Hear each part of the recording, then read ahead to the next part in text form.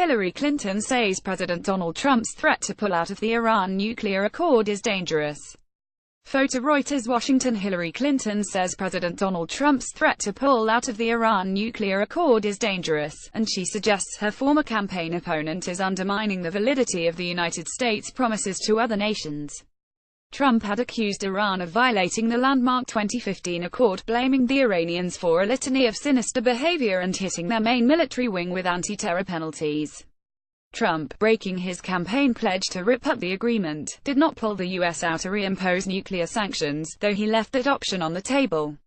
Clinton, in an interview recorded Wednesday and set to air Monday, CNN, said Trump's insistence on decertifying the deal, even though evidence has pointed to Iranian compliance, makes us look foolish and small and plays right into Iranian hands.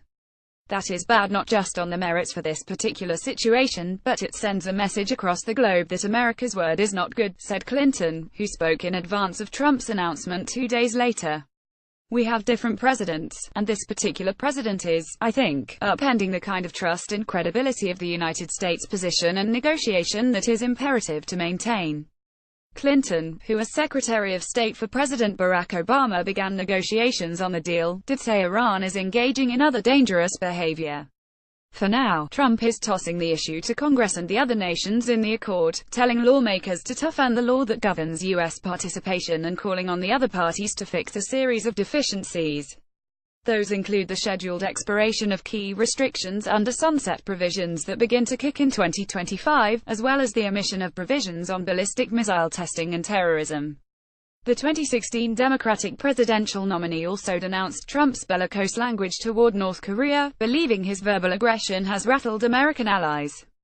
We will now have an arms race, a nuclear arms race in East Asia, Clinton predicted. We will have the Japanese, who understandably are worried with missiles flying over them as the North Koreans have done, that they can't count on America.